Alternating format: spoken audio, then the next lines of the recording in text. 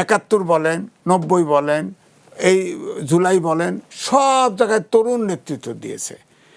আর এটা ছিল গণ অভ্যুত্থানে তো সবাই যার যার জায়গার থেকে অংশগ্রহণ করেছে।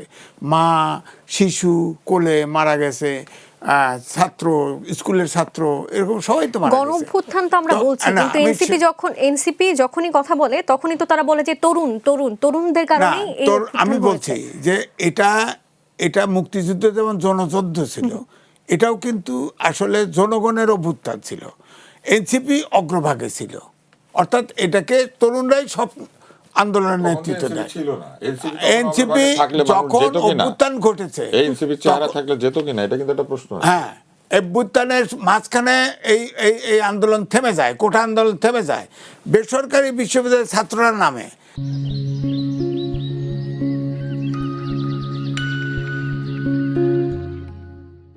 নামার পরে এটা বেগবান হয়, তার সাথে ব্যানার রেখে সব রাজনৈতিক দল, এদেশের বুদ্ধিজীবী, টকশো বলেন, যেখানে আছে সব এই অভ্যুত্থানের পক্ষে ছিল।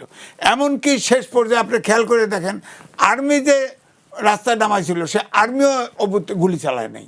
রাওয়া ক্লাবে সব এক্স আর্মি অফিসাররা পরিষ্কার মিটিংয়ে সিদ্ধান্ত দিয়ে দিছে কোনো জনগণের বিরুদ্ধে গুলি চালানো যাবে না, এবং গুলি চালায় নাই। এবং এই অভ্যুত্থানে আপনি দেখেন মিরপুর ডিওএসএসে পরিবারের সদস্যরা মিছিল করেছে অভ্যুত্থানের পক্ষে, কারো কন্ট্রিবিউশন ছোট করে দেখা যাবে। কিন্তু আপনি এই যে 52 সাল থেকে সব আন্দোলনে জীবন দিল, নেতৃত্ব দিল ছাত্ররা, কোনো ছাত্ররা এত বিতর্কিত হয় নাই, তারা কেউ সরকারে অংশগ্রহণও করে নাই। আপনার নেপালে দেখেন, শ্রীলঙ্কায় দেখেন, অভ্যুত্থান হয়ে গেছে, সাথে সাথে শিক্ষা প্রতিষ্ঠানে ফেরত গেছে। এখন আমাদের এই যে তুষার ভাই বলল যে অনেকগুলো সংস্কার করেছে, নারীরা এখন ভোটার বেশি, তাদের সংস্কার নাই।